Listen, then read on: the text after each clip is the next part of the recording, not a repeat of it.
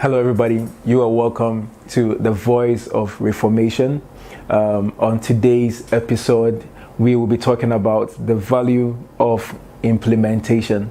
Now, the Voice of Reformation is brought to you by the New African Concept. We are a Christian organization that is geared towards championing the cause of African Renaissance. And so all of this is about national transformation.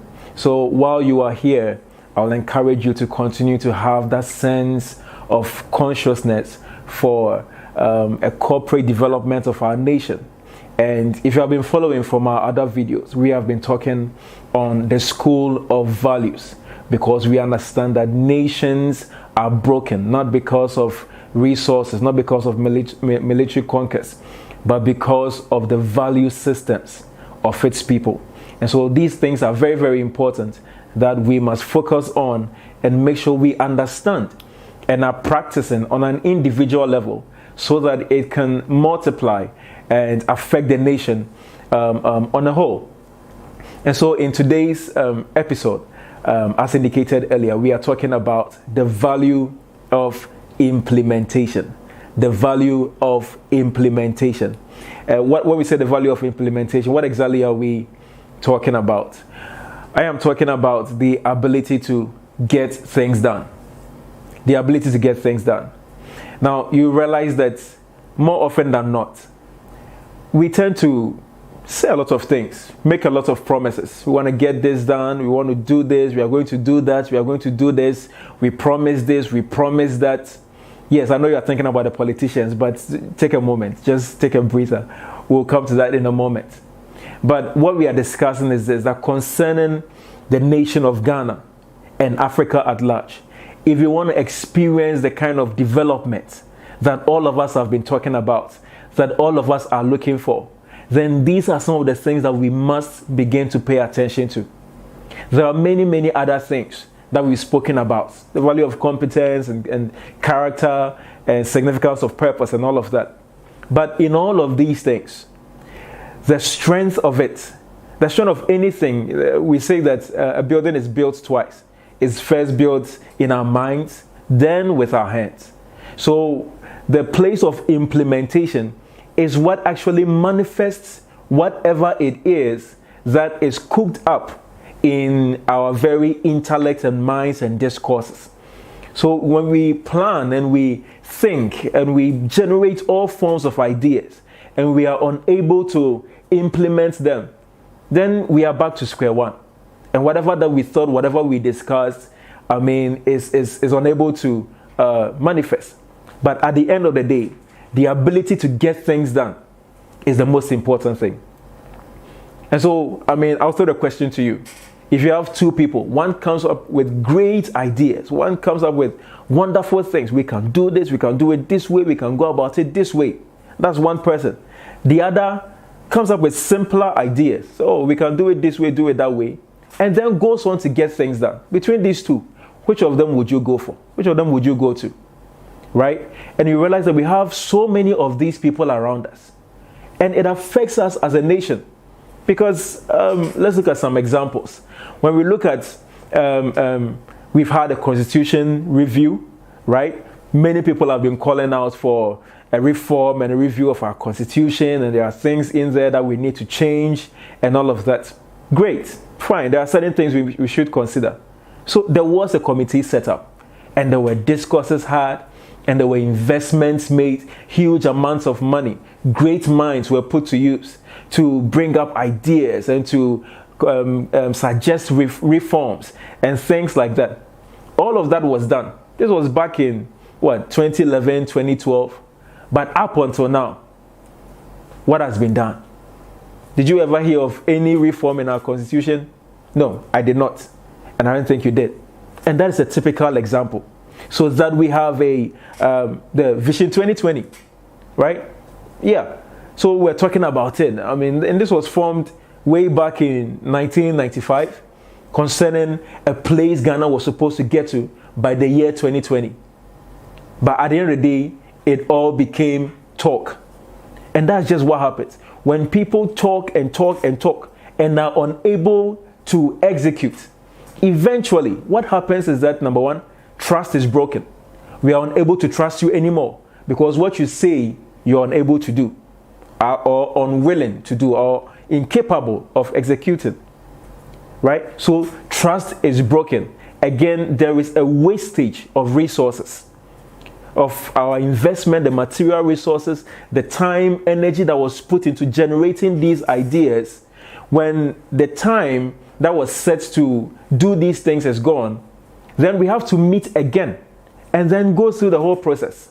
And that is a wastage of not just you and I, our taxpayers' money and our resources we put into the nation, but other things that we could have really spent our time on. And so when we don't value implementation and give the right kind of attention to it, then these are the forms of consequences that comes upon us as individuals and as a nation. And eventually, when you're unable to implement, it dissolves your resolve to get things done. You said you were going to do this. It got there, you couldn't do it. You see, the longer it takes you to execute, the stronger the inertia or contention to actually continue with what you want to do. So these are things that are affecting us as a nation, as a whole. And you would attest to it. And so on a personal level even, you realize that on the 31st night, the famous 31st night, where all of us, many of the Ghanaian population, go to church and we are making promises and we are believing God and promising ourselves that we are going to be better in the next year. It becomes a lot of talk. So we write things down, we discuss things, we say a lot of things. But when it comes to the place of implementation, there is a problem. Now, I would like to encourage you. You see, it can be done and it must be done. There are certain things that must be implemented, that must be executed. And so when they are not put in place, it delays generations because we don't have all the time. And so in getting things done, we must begin to look at certain factors and certain things that can help us to get in the position to implement the things that we need to get done. And so in going about these things, we must begin to consider the place of planning. The place of planning. The fact that you must be a person of action does not mean that you take spontaneous steps without first thinking about them. So we must sit down and plan. But we must understand that planning is not the end.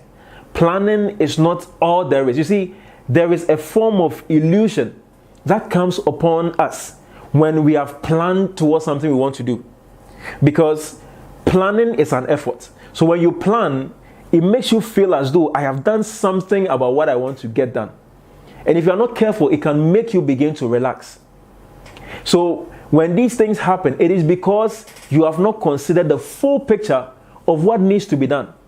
So we must take time to put things in place, measure, consider the key performance indicators, consider the anticipated challenges, take time to plan. And when you have done that, you understand that this is part of the process. The planning is part of the process. And the planning must be done right for the execution to be efficient. And that's a very key thing. When you don't plan right, then the implementation becomes difficult. And it can make you to give up easily. So you take time to plan right and consider all the things that will be needed, the resources, the help, the challenges you'll be facing and all of that. It keeps you in the position to implement right. So now when you are done with the plan, for instance, before I move on, when we come to Ghana and the things we need to get done, one thing that seems to be missing in understanding the value of implementation is that we don't consider the fullness of the place of planning.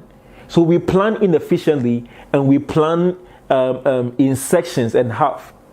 So we don't understand the full picture and it makes the implementation difficult.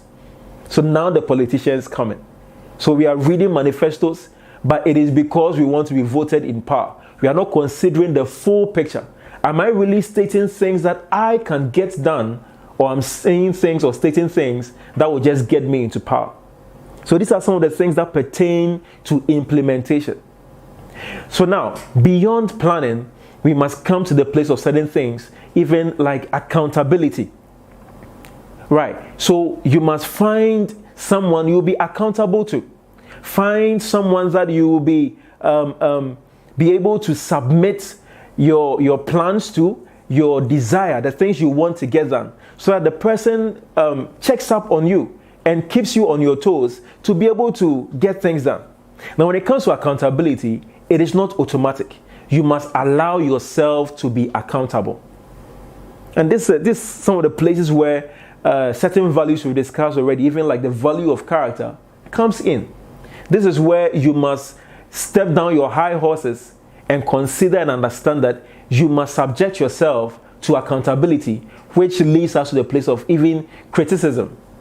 So when you allow yourself to be accountable and to be transparent, what that does is that it keeps you on your toes, and it keeps the game fair, so that everybody understands and knows exactly what is going on. So as a nation, in every aspect we find ourselves, whether you are an employee, whether you are an employer, whether you are in the political field, whether you are in the science field, you must give room for others to also inspect your work and your plans and ambitions, and help you to shape in things so that execution can become easier. Because it is not about, you see, when you consider that I can do it myself, I don't need any form of help. In the Ghanaian parlance, there's an adage that goes that in the English version, we say that he that is marking a path does not see, how crooked it may be behind him. So when you have someone that is checking up on you, following up on you, he can begin to correct you, say, oh, this thing you are doing, you can do it this way. You can implement it in this particular direction. These are the things that help us begin to make things easier. Now, beyond accountability, we must step off the place of perfection. And so in this aspect, you must understand that, you see, James Clear, the author of the book Atomic Habits, makes us understand that if you improved 1% every day, by the end of the year, you'll be 37 times better than you were at the beginning of the year. And so 1% every day. So it is not about perfection. It is about getting things done. What you do is that when you are able to do things and get things done, it gradually increases your capacity and desire to get even more things done. So while I'm speaking to you individually, this goes out to the entire nation and Africa at large. Let us start with the little things. Let us not, jump right onto the bigger things and things that look so superfluous and the things that we want to impress people with. Start with the little. Start small. So you want to transform Ghana. That is big. We all want to see that change. But let us start with the little things that we can implement. Begin with your individual life. That change you want to make in your personal life, start it little by little. Start being time conscious. So you want to get to a place. You want to start being conscious. You want to start being active in certain things. What you do is that you start little by little. So start by being 5 minutes earlier. Continue to be 10 minutes earlier. Continue to be 15 minutes earlier. And as you do this, eventually it becomes a habit. Eventually implementing these things becomes easier for you. So these are some of the ways to go about implementing or cultivating the value of implementation, getting things done. When you do it from the little things, then when you are put in a position where millions of people are depending on you, you are not handicapped. You are not unable to not get things done. Because as you began, then you have that capacity and that drive to be able to get things done on a larger scale. And this is what we need as a nation. So we want to, be Ghana beyond aid. We don't start by doing the mighty things. It doesn't take big things. Let us start small. What are the industries in the country that we can begin to explore? What are those aspects in our regions that we can begin to work on? Yes, we want the government to work on our sanitation problem. We want the government to work on the education problem. Yeah, begin from where you are. So in your community, Start by clearing the rubbish. Start by clearing the refuse in your house. Then you can talk about, what is happening on the outside. Because when you lack the value of implementation, it deprives you of the moral right to talk about things that are not being done. So this is how we must begin to approach things going forward. Look at things from the onset. So there is an issue on a national front. You want to address it. But as an individual, are you addressing the things in your home? Are you addressing the things that are around you? Right. So take that moment to start personal implementation. As we do that, eventually it will lead to that national development. And so I'd like to encourage you to cultivate the value of implementation. As you watch this video, I encourage you, do well to share with your friends. Encourage them. We are doing this together. Ghana will get better. But if it will get better, it comes by a collective effort. So remember this, that it is not about the talk. We've all been complaining about how Ghana has been this and has been that and has been all that. Let us focus more on the solutions. Let us focus more on the implementation. Where can we start from? What can I do as a person? What can I do as an individual to contribute my little quota to the development of the nation of Ghana? And so this is the charge I will leave you with. You see, this man says, Frederick Angel, he says that, you see, just a tone of action is better than an ounce of theory. So just one step is what is needed to be taken. Take that one step. Consider the aspects of your life. Consider your home, your family. What one thing can you do to make a change right now? As we do that, it would multiply eventually, and all of the nation will have that ripple effect of change. So thank you for tuning in. This has been the Voice of Reformation. We have been speaking on the value of implementation. I will encourage you, if you have not been following us, to certainly do so. We have started this series and it's going to be running for a while, and we'll be teaching and helping people understand what these things are. So follow us, like this video, comment on it, let us know what you think. Is this something that is driving you? How is it making you feel? What are the thoughts that are coming into mind? As we take these steps and we share with our friends, we believe that communally we can begin to make the right kind of change. I believe in Ghana. We all believe in the change in Ghana. So should you. Thank you for joining in on this segment. See you next time.